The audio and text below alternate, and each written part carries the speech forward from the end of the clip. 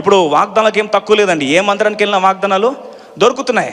ఇప్పుడు వాగ్దానాలు సమృద్ధిగా ఉన్నాయి, కానీ ఆ వాగ్దానాల యొక్క శక్తి ఎందుకు మన జీవితాలు మార్చట్లేదు? వాస్తవికంగా వాగ్దానాలు ఇచ్చింది దేని కొరకు? Why did God give the promise?